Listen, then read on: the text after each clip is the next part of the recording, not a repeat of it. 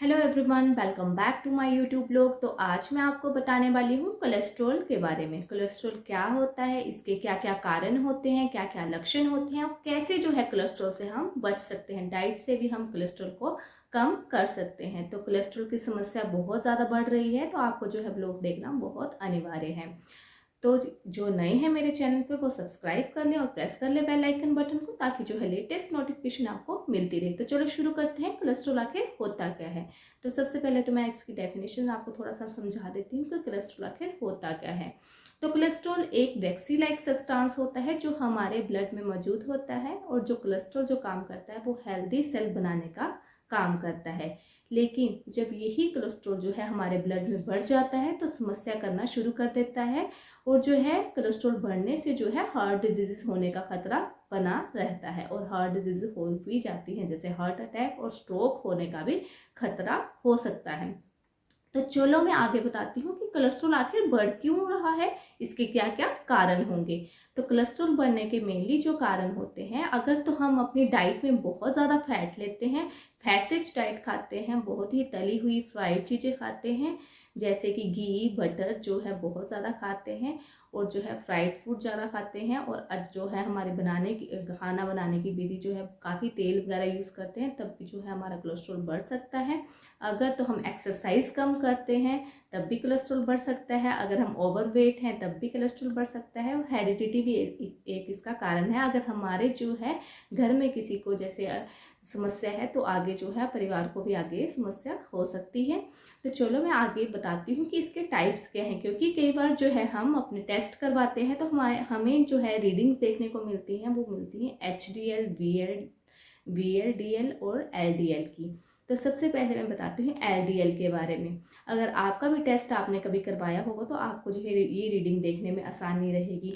तो LDL होता है लो डेंसिटी लाइपोप्रोटीन। अगर तो लो डेंसिटी लाइपोप्रोटीन बढ़ा हुआ आता है आपका, तो ये बहुत ही जो है ध्यान देने वाली बात है, क्योंकि जो है लो डेंसिटी लाइपोप्रोटीन है ये जो है बैड कोलेस्ट्रॉल की कैटेगरी में आता है।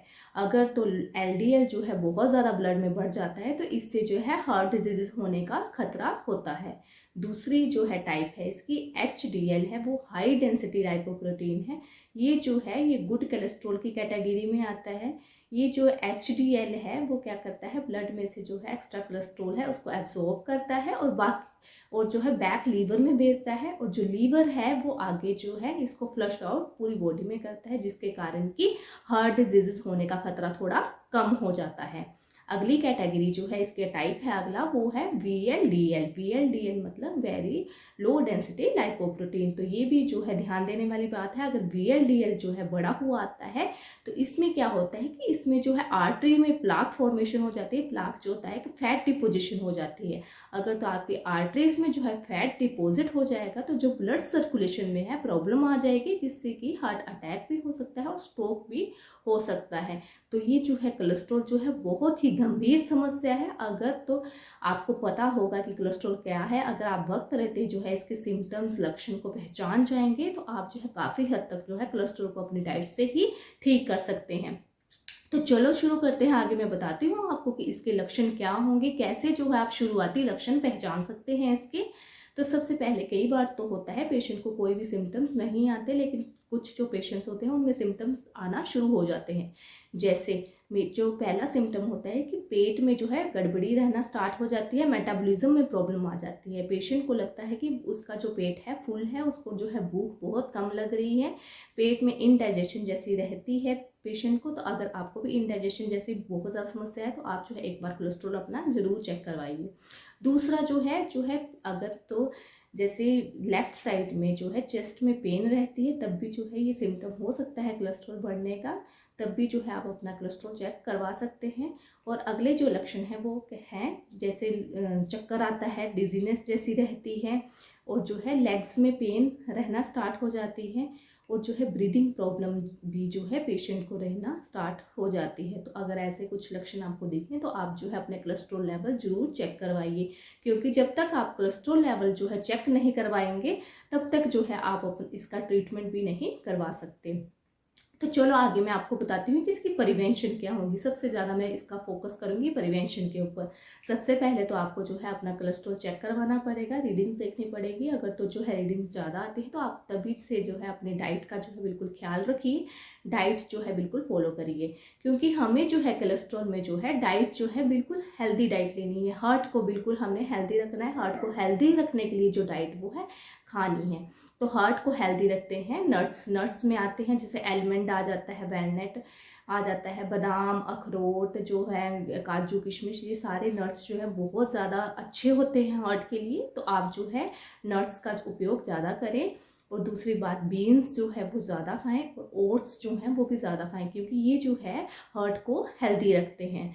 बाकी जो है फ्रूट्स में आप जो है फ्रूट्स में एप्पल, स्ट्रॉबेरीज, ब्लूबेरीज वगैरह, सिट्रस फ्रूट जैसे हो गए, जैसे ऑरेंज, लेमन, ये सब जो है डाइट में इंक्रीज़ करिए। अगर आप ये ज़्यादा लेते हैं तो बहुत हद तक जो है कोलेस्ट्रॉल आप डाइट से जो है कम कर सकते, डाइट से ही जो है कोलेस्ट्रॉल को कम कर सकते हैं।